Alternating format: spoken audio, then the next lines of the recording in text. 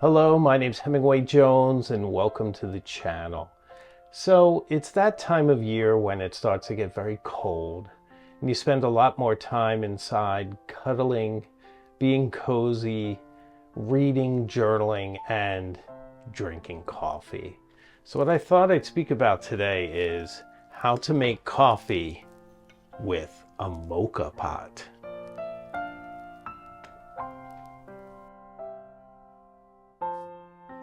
I think part of living a very full, rich, and rewarding life is to take notice of these little moments and romanticize them, even something as mundane as making coffee. And I had always seen the moka pot when I was traveling in Italy. My friends over there always made coffee this way, and it baffled me how they did it. And you saw them in the shops and everything else, and the one I chose actually has the Italian flag colors, which is very romantic and very beautiful actually. But I went through this process of trial and error to find out the best way to make a nice cup of coffee. When I first tried, it was so bitter and so burnt, but I got to a point now where I feel like it's perfect.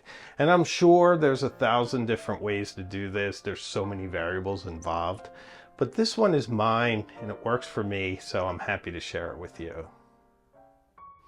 Our first step involves a little disassembly. This base unscrews from the rest of it. We have the filter here. So essentially you're filling this up with water. Coffee's going in here. Pressure builds up, goes through the coffee and goes into the top of the pot. That's the basic idea.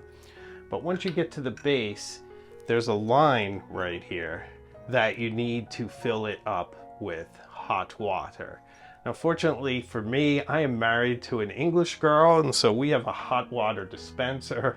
Otherwise, you can just simply put a little bit of water in your kettle and boil it that way. So we're going to fill to this line right here. And away we go.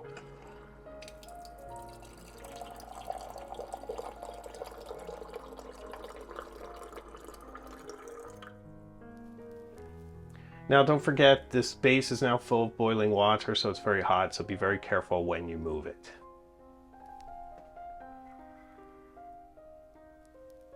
Now this filter simply goes back in here. I'm going to fill it up with coffee. It's great if you have your own coffee grinder.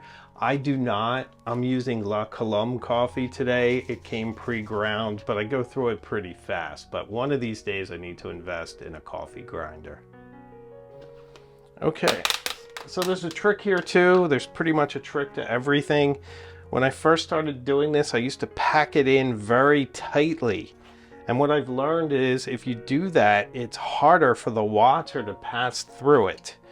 But if you do put it in lightly and make sure there's nice air going through, you get a really nice brew. So I don't pack it down at all. I simply make sure it's level. And occasionally I even aerate it a little just to make sure the water can pass through. That actually looks pretty good.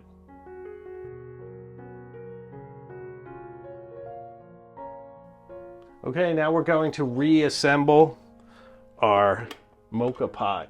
You want to make sure it's screwed in well. You certainly don't want it coming apart as the water and the pressure starts to build up.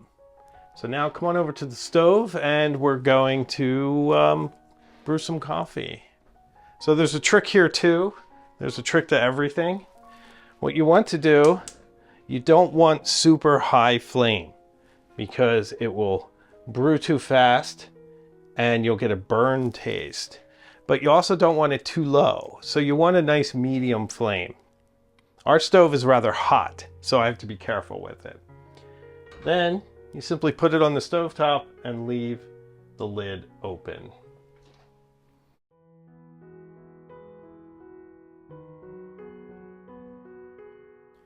So this next step is to wait.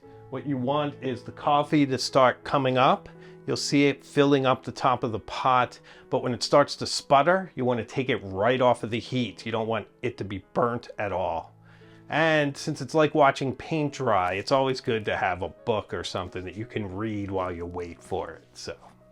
So the reason that we leave the lid open while it brews, because you think you would leave it shut, is that you want to see the coffee coming out. You want to make sure it's not coming out too rapidly and that it's not just sputtering out.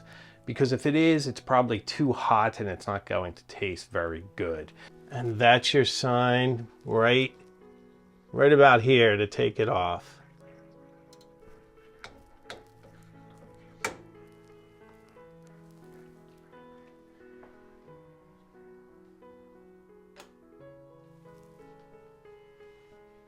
Now you're ready to just pour your coffee. Okay, so let's see how it came out.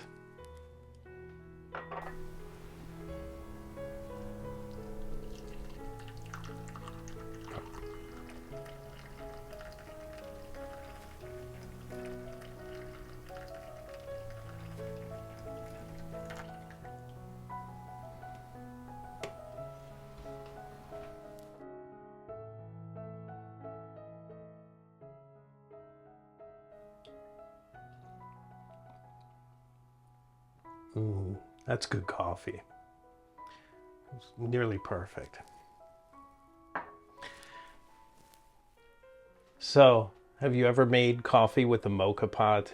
Do you do something differently than how I do? Let me know in the comments. Thanks so much for watching today. If you like this kind of content, consider subscribing. We talk about a lot of fun things on this channel. So, thank you so much for watching, and I make new videos each week, and I have a live show Tuesday night at 8 p.m. So I promise we will see each other again very soon, further up the road. So take care.